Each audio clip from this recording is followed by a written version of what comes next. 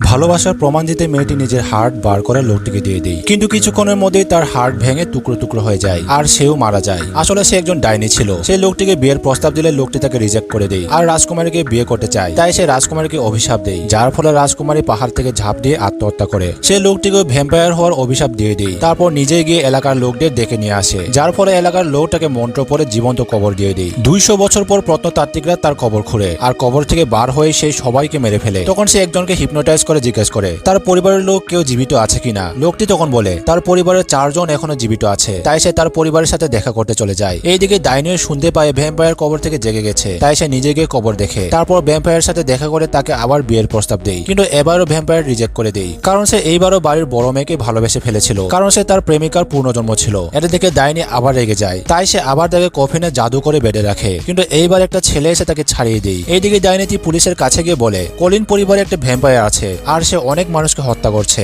কিন্তু তখনই ভ্যাম্পায়ারও সেখানে এসে পড়ে আর সে তার সব অপরাধ স্বীকার করে নেয়। তারপর সে বলে এই সব কিছুর পিছনে এই মহিলাটি আছে। তাই সে সবাইকে বিশ্বাস করাতে তার ঘাড়ে কামড় বসিয়ে দেয়, কিন্তু মহিলার কিছুই হয় না, কারণ সে তো আর সাধারণ মানুষ ছিল না। তখন আত্মাগুলো এসে তাদের সাহায্য করে, যার ফলে ডাইনি উড়ে গিয়ে একটি ল্যাম্পের সাথে ভিড়ে যায় আর তার এখানে মৃত্যু হয়ে যায়। তবে সে মরার আগে ভ্যাম্পায়ারের প্রেমিকাকে আবার অভিশাপ দিয়ে গিয়েছিল। তাই সে আবার পাহাড় থেকে ঝাঁপ দেয়। তবে এইবার ভ্যাম্পায়ারও তার পিছনে ঝাঁপ দেয় আর মাটিতে পড়ার আগে সে তার ঘাড়ে কামড় বসিয়ে দেয়। মাটিতে পড়ার পর লোকটি মনে করে তার প্রেমিকা মারা গেছে। তাই সে কান্না করতে থাকে, কিন্তু তখনই তার প্রেমিকাও চোখ খুলে আর সেও এখন ভ্যাম্পায়ার হয়ে গিয়েছিল।